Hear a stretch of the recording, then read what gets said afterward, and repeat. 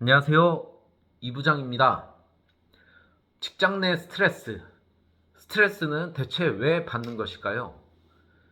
개인마다 이유가 다 다르겠지만 가장 큰 이유는 사람과의 관계에서 오는 스트레스가 가장 크다고 생각합니다. 왜냐?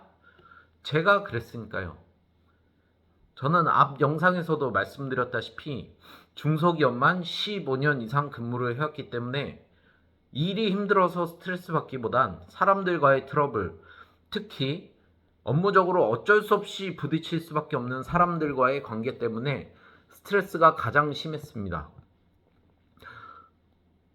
직장인들의 마음은 직장인이 제일 잘 알지 않겠어요.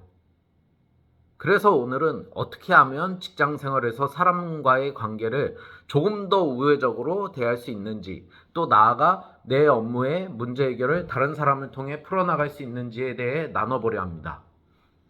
직장 생활 15년의 경험에서 나오는 꿀팁만 압축하고 압축해서 영상을 담았으니까 끝까지 보시고 한번 적용해 보시면 분명 효과가 있을 거라고 장담합니다.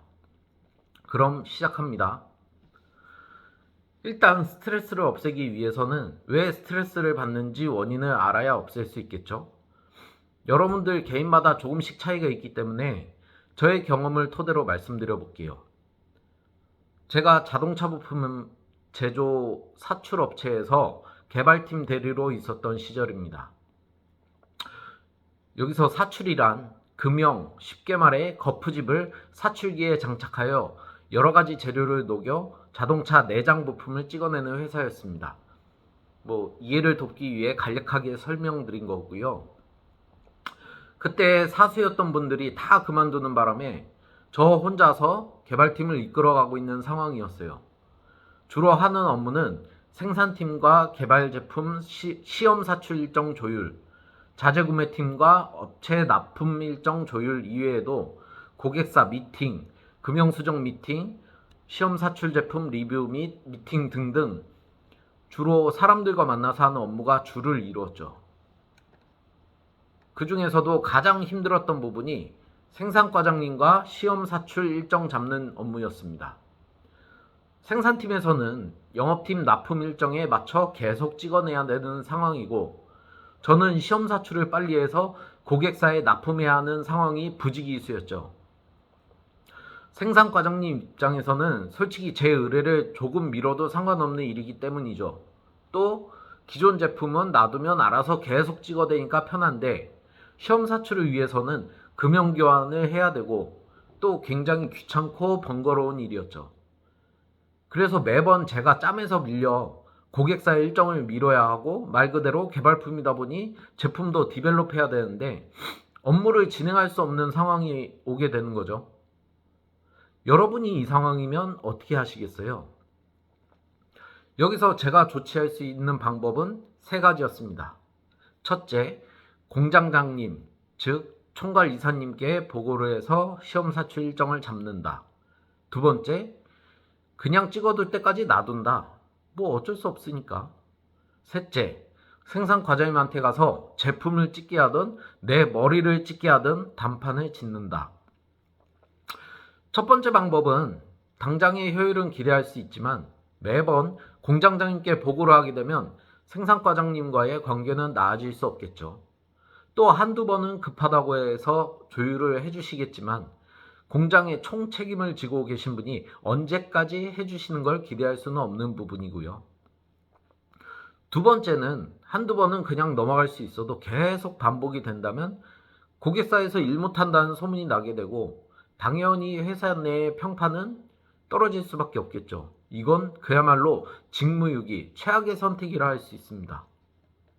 마지막 세 번째, 저는 이 방법을 선택했는데요. 그 당시에는 혈기왕성하고 목소리도 커서 그냥 막무가내로 생산과장님께 소리만 빽빽 질렀던 것 같아요. 물론 평소에는 친한 척도 하고 커피도 갖다 바치고 담배도 나눠 피면서 힘들다고 하소연을 하곤 했었죠. 물론 이 방법이 그나마 잘 통하고 과장님과 친해질 수 있는 계기도 만들었고 조금 더 편하게 시험 사출 일정을 잡을 수 있었던 것 같아요. 그런데 지금 10년 정도 지나고 나서 보니까 그때 당시에 네 번째 방법으로 생산과장님을 설득을 했다면 어땠을까 하는 생각이 들어 오늘 여러분과 나누고자 합니다. 네 번째는, 그럼 나는 생산과장님의 어떠한 업무를 덜어주면 내 업무 시험 사출을 해줄 수 있을까? 라는 것입니다. 일정 조율 시 가장 많이 나오는 대답이 바쁘다. 이러면 납품 일정 못 맞춘다. 네가 와서 찍어봐라. 이런 류의 답이었습니다. 그럴 때마다 저도 똑같이 고객사에서 당장 찍으러 오는데 어떻게 하냐. 내가 찍을 수 있으면 찍었지. 이런 류의 답으로 대신해왔던 거였죠. 그럴 것이 아니라 직접적으로 물어보는 것도 괜찮고, 그럼 내가 뭘 대신해주면 찍어주겠냐? 아니면 생산과장님과 나의 업무 중에 겹치는 것들이 있을 것입니다. 예를 들어 시험 사출 보고서 작성이라든지 납품 일정을 영업부와 조율이라든지 하다못해 금형이라도 갖다 놓는다든지. 참고로 금형 엄청 무겁습니다.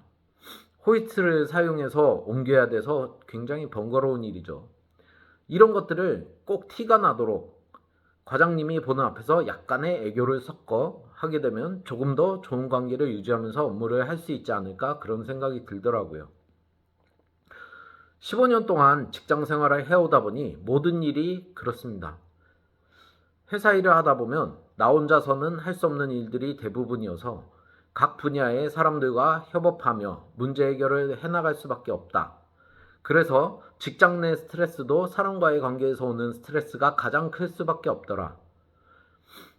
그렇다면 그 사람들과의 관계를 위해 내가 먼저 그들에게 줄 수 있는 건 없을까? 그렇다고 절대 무리하라는 게 아닙니다. 내가 할 수 있는 범위 내에서 해야지, 사람들과의 관계를 위해서 내 업무를 무리하게 늘려서 하게 되면 그게 더 스트레스일 수 있으니까요. 본질을 잊으시면 안 됩니다. 내가 할 수 있는 범위 내에서 조금만 더 신경을 쓰면 그 사람들에게 무엇을 줄 수 있을까? 그들의 업무를 살짝 덜어주고 내 업무를 그들에게 떠넘길 수 있을까가 본질입니다.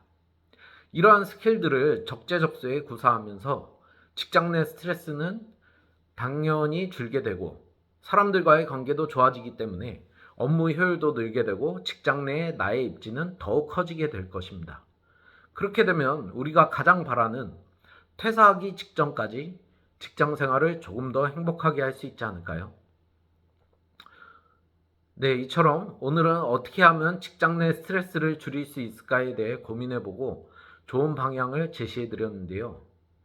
15년의 직장 생활 속에 담겨진 경험들을 통해 업무 문제 해결 방법, 상사와의 관계 개선, 특히 나의 자존감을 높이기 위해서 어떻게 해야 하는지에 대한 노하우들을 꾸준히 고민하고 능력치를 키워 항상 우리 마음속에 있는 퇴사 전까지의 조금 더 나은 행복한 직장 생활에 대한 내용을 담아내려 하고 있습니다. 이러한 저의 노하우를 통해 여러분들은 15년이란 오랜 시간을 거치지 않고 조금이라도 빨리 조금 더 나은 직장 생활을 꿈꾸신다면 아래에 고정 댓글 링크를 통해 전화번호를 남겨주세요. 앞으로 좀 더 심화적으로 다룰 문제 해결 방법 등을 무료로 배포하고 있습니다. 오늘도 긴 영상 봐주셔서 감사합니다. 이상 이부장이었습니다.